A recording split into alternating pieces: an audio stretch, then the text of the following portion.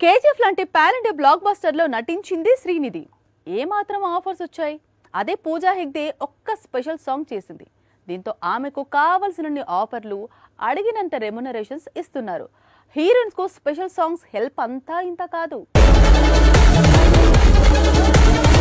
2022లో టాలీవుడ్ ను వదిలి వెళ్లిపోయింది పూజా హెగ్డే. గత 2 ఏళ్లుగా తెలుగు సినీ పరిశ్రమకు దూరంగా ఉంటోంది.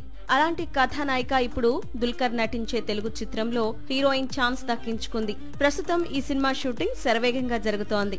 దుల్కర్ తో మూవీకి ముందు తెలుగులో పూజాకు అవకాశాలు లేవు. మరి ఇంతలో ఏం మారింది అంటే కూలీలో పూజ చేసిన మోనికా సాంగ్ ఆమె కెరియర్ ని మరో మలుపు తిప్పిందని చెప్తున్నాయి ఇండస్ట్రీ వర్గాలు. అందుకే ఆమె అడిగినంత రెమ్యునరేషన్ ఇచ్చి మరీ దుల్కర్ సినిమాలో ఛాన్స్ ఇచ్చారట. గతంలో పూజ తీసుకున్న రెమ్యునరేషన్ కంటే ఇప్పుడు ఎక్కువే తీసుకుంటుందట. పేదవాడి పక్షాన నిలబడతాం, ప్రజా గొంతుకై నినదిస్తాం.